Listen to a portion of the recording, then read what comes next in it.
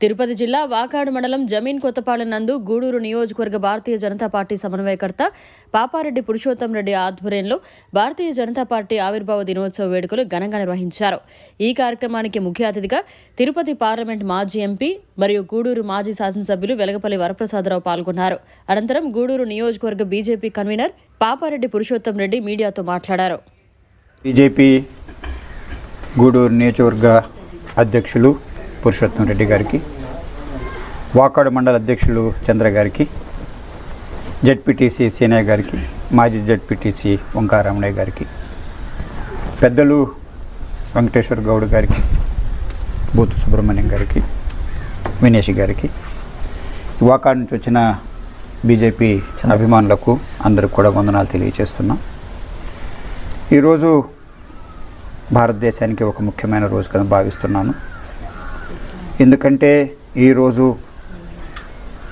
45 సంవత్సరాల క్రితం బీజేపీ ఒక భావాలతో భారతదేశ సంస్కృతిని విదేశాలకు తీసుకువెళ్ళాలనే ఉద్దేశంతో ఎంతో కట్టుబాటుతో ఉన్న ఆర్ఎస్ఎస్ వాళ్ళు బీజేపీని ప్రారంభించడం జరిగింది. బీజేపీ ఈ రోజుకి 45 సంవత్సరాలు పూర్తి చేసుకుని 46వ సంవత్సరంలో అడుగుపెడుతుంది. గత 12 సంవత్సరాలుగా చూస్తున్నాము. మోడీ గారు వచ్చిన తర్వాత ఇక్కడ ఎంత చక్కటి ఒక అభివృద్ధి జరుగుతున్న విషయం అందరికీ తెలుసు. ఎక్కడ కూడా ఒక్క స్కామ్ లేదు, ఎక్కడ కూడా ఒక అవినీతికి అవకాశాలు లేకోకుండా జరుగుతున్నాయి. 19లో నుంచి 24 వరకు ఆంధ్ర రాష్ట్రంలో ఎన్ని అవినీతులు జరిగినాయో అందరికీ తెలుసు. దానికి కారణం ఎవరు ఏమి చూపించినక్కల్లా ప్రజలే బుద్ధి చెప్పడం జరిగింది. 19లో ఎంతో అవకాశం ఇచ్చిన వైఎస్ఆర్కి 5 సంవత్సరాల్లో 151 నుంచి 11కి కిందకి దిగజారిపోయారంటే ఎంత బాధకరమో, అంటే ప్రజల్లో ఎంత సంక్షోభం, ఎంత బాధ కలిగిందో అన్నది దాన్ని బట్టి తెలిసిపోతుంది. ఇప్పుడు మోడీ గారు వచ్చిన తర్వాత, వారు వచ్చిన ప్రధానమంత్రి అయిన తర్వాత ఆంధ్రప్రదేశ్కి 3,40,000 కోట్లు వారు అభివృద్ధి కొరకు వేయడం జరిగింది. ఇప్పుడు మొన్న బడ్జెట్లో కూడా 15,000 కోట్లు అమరావతికి, మరో 15,000 పైచిలుక పోలవరం కూడా వేయడం జరిగింది. అన్ని చక్కగా పనులు జరుగుతున్నాయి కనుక ప్రజలు ఆదరించమని చెప్పి నేను కోరుతున్నాను. మోడీ గారిని ఆదరించండి, బీజేపీని ఆదరించండి. ఒకవేళ దళితులు కనుక లేదు, ఒక చిన్న విషయం చెప్పవలసిన బాధ్యత ఉంది చదువుకున్న వ్యక్తిగా. అంబేద్కర్ అనేది రాజ్యాంగం రచించిన విషయం అందరికీ తెలుసు. గొప్ప మేధావి, ప్రపంచంలోనే ఒక మేధావిగా పరిగణించే అంబేద్కర్ను కూడా ఆ రోజు ప్రధానమంత్రిగా ఉన్న జవహర్లాల్ నెహ్రూ ఎంత అవమాన పెట్టారో చదువుకున్న వాళ్ళకి తెలుస్తుంది.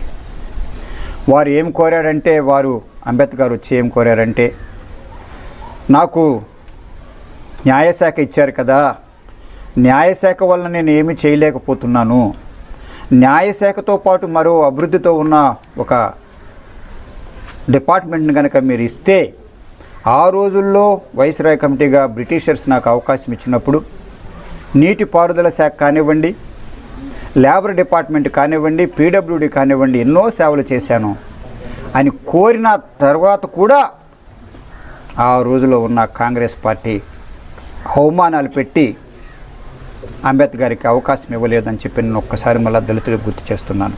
చాలా అవమానాలు జరిగినాయి, ఒక్కటి కూడా కాదు, చాలా అవమానాలు జరిగినాయి. కనుక ఒకవేళ కాంగ్రెస్ వాళ్ళు కనుక ఏదో దళితులు మేము కాపాడుతామంటే అది నిజం కాదని చెప్పి తెలియచేస్తూ బీజేపీని ఆదరించండి. తప్పనిసరిగా ఈ అభివృద్ధి ఇంకా ముందుకు వెళ్తుందని చెప్పి తెలియచేస్తూ ఇంత చక్కటి కార్యక్రమం ఏర్పాటు చేసినందుకు మనస్ఫూర్తిగా మా అధ్యక్షులకి, అలాగే మండల అధ్యక్షులు చంద్ర గారికి, మాతో పాటు వచ్చిన నాయకులందరికీ కూడా ధన్యవాదాలు తెలియజేస్తూ సెలవు తీసుకుంటాం. ఈ మాట పెట్టండి. ఈరోజు భారతీయ జనతా పార్టీ ఆవిర్భావ దినోత్సవ సందర్భంగా ఈరోజు ముఖ్య అతిథిగా మాజీ ఎంపీ గారు, మాజీ ఎమ్మెల్యే గారిని వాకాడు మండలానికి పిలవటం జరిగింది. వారు తప్పకుండా వస్తాను. మండలంలో ఇంకా పార్టీని బలోపేతం చేసేదానికి మీరు ఎప్పుడు పిలిచినా నేను ఎల్లవెల్ల మీకు అందుబాటులో ఉంటాను. నిజంగా చెన్నై నుంచి చిన్న కార్యక్రమానికి ఈరోజు రావటం నిజంగా చాలా సంతోషం. వాకాడు మండలంలో సార్తో కలిసి ఇప్పటి వరకు స్పీట్లు పంచుకొని ఆవిర్భావ దినోత్సవాన్ని గ్రామాన తిరిగి బలోపేతం చేసేదానికి ప్రయత్నం చేస్తూ ఉన్నాం.